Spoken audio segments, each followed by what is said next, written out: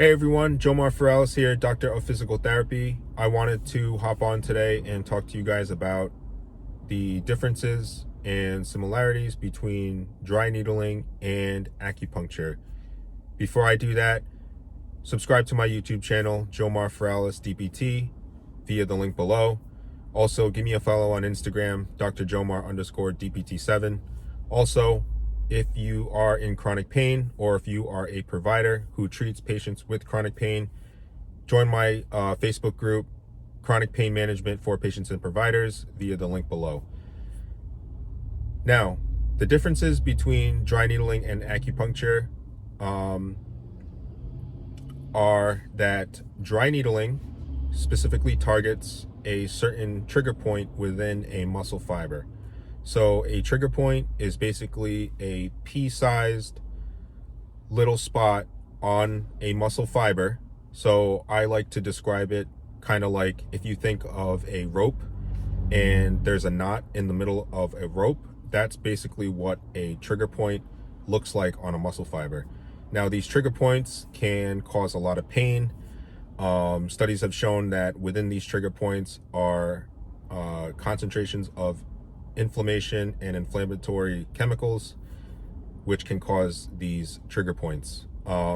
So dry needling targets single trigger points within the muscle belly that is usually palpated by the clinician and person doing the dry needling. How it differs is that also acupuncture will maybe target certain points, these trigger points, but it is a more Eastern medicine philosophy where they use multiple needles in various areas of the body that may not so much correspond with where you're feeling pain, in the hopes of redirecting energy and redirecting chi. Dry needling specifically targets musculoskeletal issues, where also acupuncture it can be used for muscle pain and muscle soreness, things like that, but can also be used as a treatment for other things such as mental health disorders like depression, PTSD, anxiety. I've heard of patients getting acupuncture treatment for that.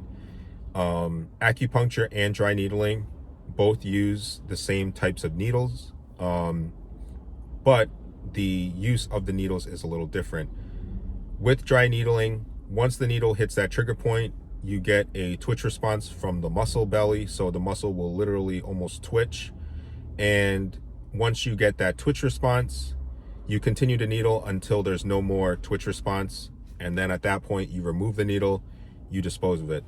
Now, with acupuncture, typically the needle is left in for a certain amount of time. And like I said, the needles may not always correspond to where you're having pain. So for example, if someone is having pain in their neck, an acupuncturist may place needles on the neck. However, they may place needles in various other parts of the back in order to redirect energy and to change the person's chi, things like that. With dry needling, sometimes depending on the seminar or where you got certified, some dry needling does leave needles in for a certain amount of time or may use multiple needles. The one that I went through was myopain seminars, and we were taught to just use one needle and to target the trigger point, get rid of it, and then palpate for more trigger points and then use a new needle. So those are the main differences between dry needling and acupuncture.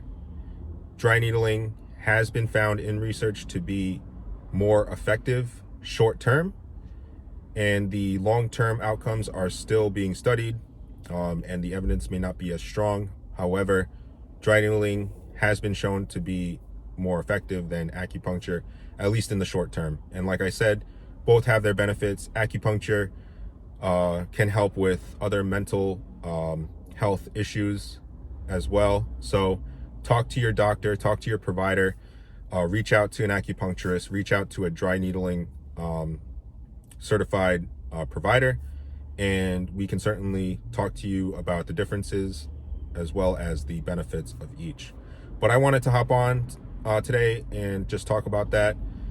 Like the video below. Again, please subscribe if you're interested in this content and more content in regards to chronic pain. And I will talk to you guys later.